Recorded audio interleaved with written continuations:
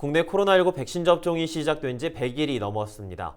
일상 회복 기대 속에 접종이 순차적으로 진행되고 있는데요. 우리 지역의 접종 현황을 비롯해서 앞으로의 계획 짚어보죠. 이정하 기자와 전화 연결돼 있습니다.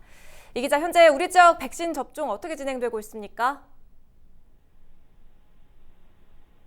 네, 전국 1차 접종률이 15%에 가까운 가운데 먼저 부천시는 1차 접종 대상자 24만 4천여 명 가운데 10만 5천여 명이 백신을 맞으면서 43%의 접종률을 보였습니다.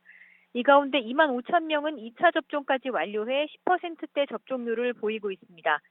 김포시는 대상자 6만 7천여 명 가운데 4만 9천여 명이 1차 접종을 마치면서 10% 정도가 접종했습니다. 이 가운데 2차 접종은 1만 6천여 명을 넘어선 상황입니다. 또 인천시는 1차 접종은 62%, 2차는 28%의 접종률을 보이고 있습니다. 고령층부터 순차적 접종이 이어지다 보니까 일부 노인시설은 운영을 재개하는 움직임을 보이고 있습니다. 코로나19 영향으로 폐쇄됐던 인천 지역 경로당과 노인복지관 1,400여 곳이 차례로 운영을 재개할 예정입니다.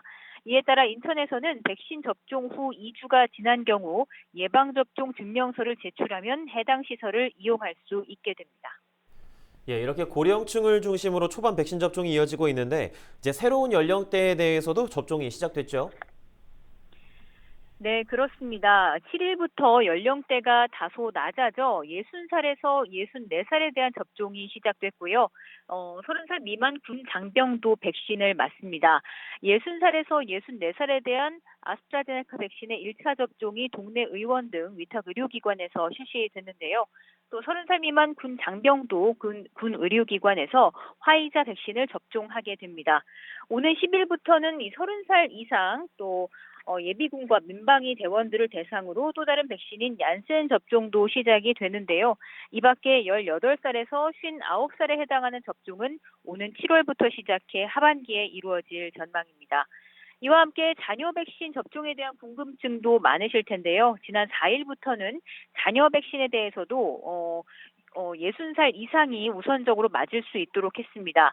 참고로 매일매일 달라지는 자녀 백신의 수가 워낙 소량이기도 하고 60대 이상의 우선권을 부여하면서 이보다 낮은 연령대가 예약을 했을 경우에는 연락이 안 올 가능성이 크다는 점 참고하셔야겠습니다.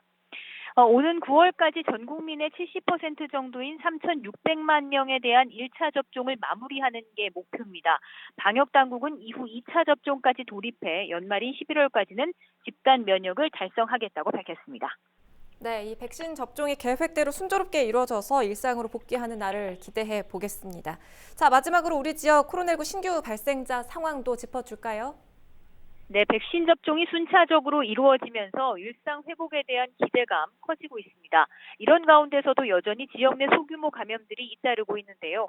7일 기준으로 경기도 신규 확진자는 151명, 부천과 김포는 각각 5명과 3명이 새롭게 확진 판정을 받은 가운데 이 부천에서는 시청에서 근무하는 공무원 1명이 확진되는 일이 있었습니다.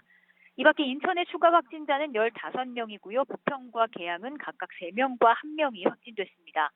다음 달부터 본격적인 여름 휴가철이 시작됩니다. 집단 면역에 이를 때까지 방심하지 말고 기본적인 방역 수칙 준수해야겠습니다. 지금까지 보도국에서 전해드렸습니다.